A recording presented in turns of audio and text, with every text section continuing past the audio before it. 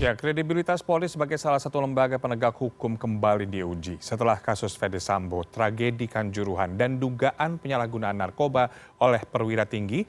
Polri kembali mendapat sorotan publik atas kasus kecelakaan lalu lintas yang merenggut nyawa Muhammad Hasya Atalah dan juga Selvi Amalia. Dan yang terakhir adalah kasus dugaan polisi, peras polisi, serta pembunuhan sopir taksi online oleh anggota Densus 88.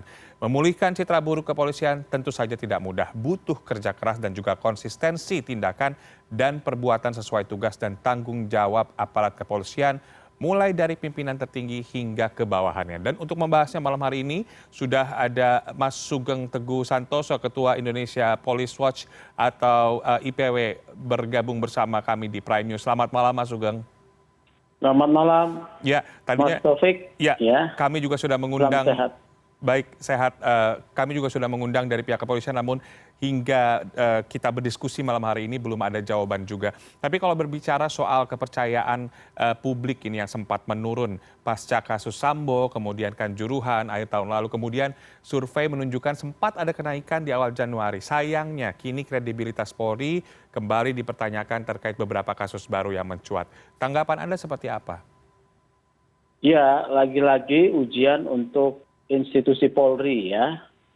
Nah, kalau 2022 itu menyangkut jenderal polisi ya, beberapa jenderal polisi dalam kasus Sambo dan juga Teddy Minahasa, kemudian kasus Kanjuruhan, yang semuanya bisa diselesaikan dengan baik ya, kecuali kasus Kanjuruhan yang debatannya masih karena korbannya banyak. Tetapi dalam kasus Sambo dan kasus Teddy Minahasa bisa diselesaikan. Kemudian ada kenaikan kepercayaan publik dan saat ini muncul berturut-turut kasus Madih ya, kemudian AKBP Purnawirawan E yang menabrak Hasya ya, kemudian Kompol D ya terkait dengan kasus kecelakaan di Cianjur, dan sekarang adalah seorang anggota Oknum Densus yang membunuh. Nah, pada 2023 ini level pelakunya bukan perwira tinggi ya, dan juga tindakannya kalau dalam penilaian IPW belajar dari kasus-kasus 2022, menurut saya penyelesaian oleh polisi cukup baik ya, tidak excellent tapi cukup baik. Artinya dalam kasus Hasya, Kapolda mengambil langkah tepat setelah membentuk tim asistensi, merevisi penetapan tersangka, kemudian menahan Kompol D ya, dan juga dalam kasus pembunuhan supir taksi ini langsung menangkap dengan cepat. Artinya belajar dari kasus sebelumnya. Catatannya di sini adalah bahwa potensi pelanggaran oleh anggota tetap ada ya. Oleh karena itu pentingnya pengawasan dan pembinaan yang melekat. Yang catatan kedua adalah bahwa tindakan respon institusi kepolisian menjadi sangat penting untuk menumbuhkan kepercayaan masyarakat. Seperti itu. Ya, berbicara soal respon, Mas Sugeng, salah satu yang menjadi sorotan dan juga kerap dikritik adalah kepolisian ini seperti tetap kaku begitu ke hal-hal yang sifatnya prosedural, sekedar melakukan SOP. Jadi alih-alih berupaya untuk menunjukkan kinerja yang profesional dan berintegritas, Polri justru cenderung abai terhadap persepsi publik terhadap lembaga ini. Salah satunya adalah tadi kaku terhadap aturan. Apakah itu juga yang Anda lihat? Ada dua kunci ya untuk memberikan satu kepercayaan pada publik ya. Profesionalisme adalah bagian yang harus jadi harga mati. Harga mati profesionalisme, soal keahlian dan soal ketaatan kepada kode etik dan prosedur. Tetapi ada dua yang penting, yaitu transparansi dan akuntabilitas ya. Ini menjadi sangat penting. Akuntabilitas terkait dengan prosedur-prosedur yang sudah ditetapkan dan juga dapat dipertanggungjawabkan kepada publik, tetapi harus dibarengi dengan transparansi. Nah, ini yang jadi problem transparansi ya. Ada dua benturan kepentingan, ada dua sisi yang sebetulnya hadapan secara diametral. Prosedur penyelidikan dan penyidikan, khususnya oleh reserse yang sifatnya tertutup, sekarang ini tuntutan masyarakat terbuka. Nah, IPW mendorong ya, apabila satu kasus memang sudah jelas, polisi tidak perlu ragu untuk membuka informasi, ya, membuka informasi. Misalnya kasus Hasya, ya, ternyata kan setelah ada tim asistensi, secara kemudian dievaluasi prosesnya, Pak Kapolda dengan dengan patut diapresiasi mengakui minta maaf, ya. Artinya pada level pelaksana ada sesuatu kesalahan prosedur yang dikoreksi. Nah, kalau di dalam kasus matinya supir taksi ini, ya, ada setelah keluarga korban meminta penjelasan, baru dibuka. Ya, ini sebetulnya lebih baik apabila sebelum adanya keluarga korban meminta penjelasan, pihak kepolisian membuka. Walaupun sebetulnya kalau dibuka, sebetulnya proses yang dilakukan sudah tepat. Respon oleh Densus yang langsung menangkap anggotanya dan menyerahkan kepada penyidik, itu kan sesuatu yang sudah tepat. Tetapi tidak dibuka sebelum adanya keinginan dari keluarga. Nah, inilah ada sikap-sikap yang saya bilang ada kekhawatiran kalau membuka menjadi ramai, ya. Ternyata harusnya institusi kepolisian itu memahami pasti akan terbuka sesuatu peristiwa yang menjadi perhatian publik seperti itu. Nah, transparansi menjadi sesuatu yang sangat penting, jangan ditutup-tutupi. Ya, itu artinya kalau dalam kasus Cianjur, ya, ini saya punya catatan ini. Ada potensi, ya, di sana ada yang ditutupi atau obstruction of justice bahkan, ya. IPW mendapatkan satu dokumen, ya, dalam bentuk dokumen digital, adanya komunikasi antara Kompol D dengan Nur yang berusaha untuk menutup fakta.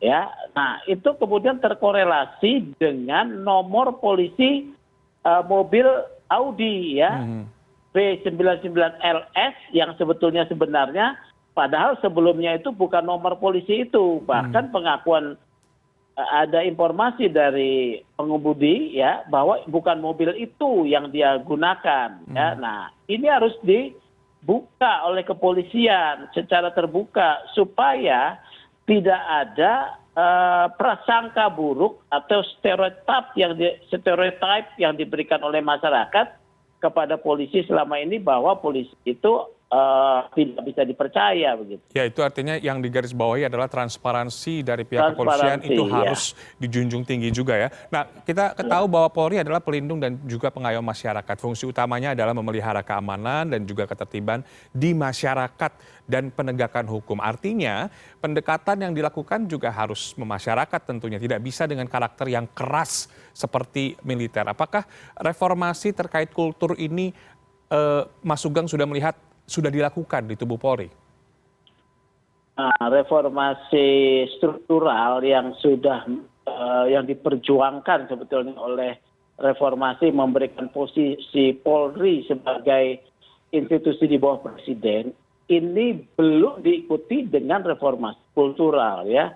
Arogansi, penyalahgunaan kewenangan, kemudian hal-hal kekerasan, ya, kemudian ketertutupan ini masih muncul di dalam praktek institusi kepolisian. Oleh karena itu sudah tidak bisa ditahan lagi bahwa zaman ini dengan kemajuan teknologi komunikasi tidak bisa lagi sesuatu yang sudah jelas ditutup-tutupi, ya. Bahkan sesuatu yang potensi kejahatan, informasi, menggelapkan informasi itu jangan sampai terjadi. Ini harusnya dipahami, ya. Jadi memang reformasi kultural harus selalu diingatkan, ditekankan untuk bisa mengiringi reformasi struktural yang sudah diterima oleh Polri sebagai satu hadiah reformasi. Gitu. Tadi Mas Sugeng juga sempat menyebutkan terkait dengan kewenangan. Apakah dengan saking besarnya kewenangan yang dimiliki oleh Polri, apakah dibutuhkan juga pembenahan regulasi termasuk salah satunya adalah kaderisasi? regulasi internal Polri dalam bentuk reformasi reformasi regulasi ya, reformasi struktural, reformasi kultural, reformasi institusional ya, itu sudah ada lengkap gitu.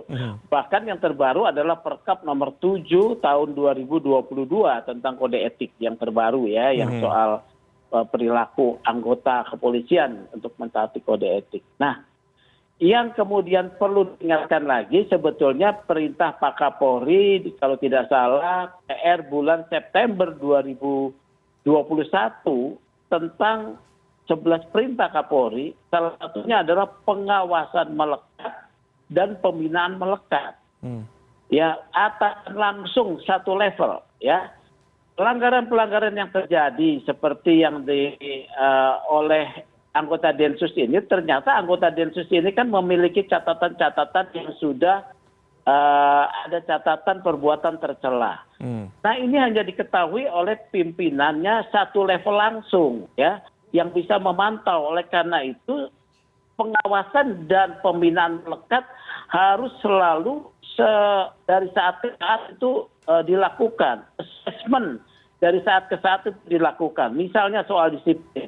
Seorang anggota yang kemudian beberapa kali tidak hadir, misalnya apel atau ke kantor, kecuali karena dia memang ditugaskan di luar atau tugas-tugas khusus, ini sudah harus menjadi catatan. Problem-problem keluarga, keluhan komunikasi keluarga, kemudian catatan-catatan mungkin penyalahgunaan kewenangan itu diketahui oleh atasan satu level di atasnya. Kalau dibentuk satu pengawasan assessment yang baik oleh atasan langsung ya, dalam bentuk assessment gitu, ini saya rasa bisa dicegah. Nah, ini yang menurut saya tidak diperhatikan kembali. Perintah Kapolri ya tinggal perintah Kapolri, tetapi pengawasan oleh satu level tidak dilakukan. Begitu. Ya, itu artinya seperti slogan dari Polri sebagai institusi yang presisi, prediktif, kemudian responsibilitas dan transparansi berkeadilan. Ini hanya sebagai slogan semata kalau begitu. Bagaimana implementasinya di lapangan? Jadi menjadi slogan ya.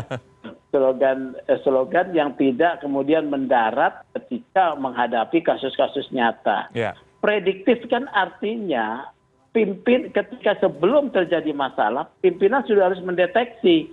Bagaimana mendeteksinya tidak terlalu sulit. Setiap anggota ya, informasi tentang keadaan kondisi psikologis, kondisi kedisiplinan, kondisi kepribadian, ya profesionalisme, itu sebetulnya level satu atas di atas pimpinan di atasnya itu sudah tahu, tapi mungkin abai ya. Ini juga harus menjadi catatan ketika ada anggota, maka kesatuan atau pimpinan harus memeriksa atasannya mengapa Anda lalai. Karena tahun 2021 September Kapolri sudah tegas tuh, kalau tidak bisa melakukan pengawasan penindakan kepada anggota supaya melayani masyarakat dengan baik, maka ada istilah potong kepala. Nah, bagaimana itu cerita tentang potong kepala ya? Ya, tadi Mas Sugeng juga sempat mengatakan terkait dengan kewenangan dari Polri, kemudian juga bagaimana pengawasan di dalam internal Polri. Sempat muncul wacana dan ini juga sudah digaungkan sejak lama sebenarnya. Polri berada di bawah kementerian, bukan di bawah presiden. Salah satu alasannya agar kewenangan polisi ini bisa dibatasi. Jadi nantinya polisi hanya sebagai pelaksana. Kalau saat ini kan Polri sendiri yang merencanakan, kemudian Polri sendiri yang melaksanakan hingga melakukan pengawasan. Apakah wacana ini bisa terrealisasi sebenarnya? Kajian-kajian tentang posisi Polri ya, kemudian merevaluasi posisi Polri itu sudah banyak ya. Bahkan dikembalikan kepada TNI di bawah kementerian. Kajian ini sudah banyak. Nanti prosesnya itu adalah satu proses politik yang sangat kompleks ya. Politik yang sangat kompleks karena keputusan tentang itu memerlukan satu amandemen undang-undang. Keputusan tersebut ya. Daripada berpikir tentang itu kan menjadi wacana yang memang sudah terbuka ya. Pimpinan Polri mendengar kritikan masyarakat, ini harus peka ya untuk mengawasi. Tetapi tadi saya sudah sampaikan, penanganan beberapa kasus terkait Polri dimulai di awal tahun ini, ya itu kan Madis, ya, Hasya, kasus Hasya, kemudian kasus anggota Oknum Densus yang membunuh. Ini sudah ditangani menurut saya prosedural, sudah bagus ya. Tinggal kasus Cianjur ya. Ini saya mengingatkan kasus Cianjur, barang bukti itu harus dibuka yang sebenarnya. Ya, barang bukti apa? Mobil. Ya. Baik. Karena yang ditampilkan itu nomor mobil polisi yang yang memang asli, padahal sebelumnya diduga palsu. Ini akan jadi catatan loh, ya. Ya, jadi catatan, dibuka saja, tidak perlu ada yang ditutup-tutupi. Karena saya mempunyai komunikasi telepon itu, IPW, antara Kompol D dengan yang diduga istri-istrinya, ya, untuk mengakui mobil itu mobil seseorang, ya, dipinjamkan sesuai pemilikan namanya, istri-istrinya tidak mau. Ini ada komunikasi itu yang berhasil bisa didapat. Baik, berarti kita sekali lagi menunggu transparansi dari setiap kasus yang sedang yang sedang diusut pada belakangan ini. Tentunya kita juga menunggu komitmen langkah dari Kapolri untuk siap melakukan perbaikan dan juga evaluasi dan perbaikan di bidang tadi struktural, kemudian instrumental, dan juga tentunya yang paling utama adalah bidang kultural. Bukan perkara mudah, tapi kita tunggu saja agar reformasi di tubuh Polri ini berjalan sesuai harapan dan citra kepolisian semakin membaik dan tentunya bisa mengembalikan kepercayaan dari publik. Terima kasih Mas Sugeng atas waktunya berdiskusi malam hari ini bersama Prime News. Selamat malam. Malam, Mas Taufik.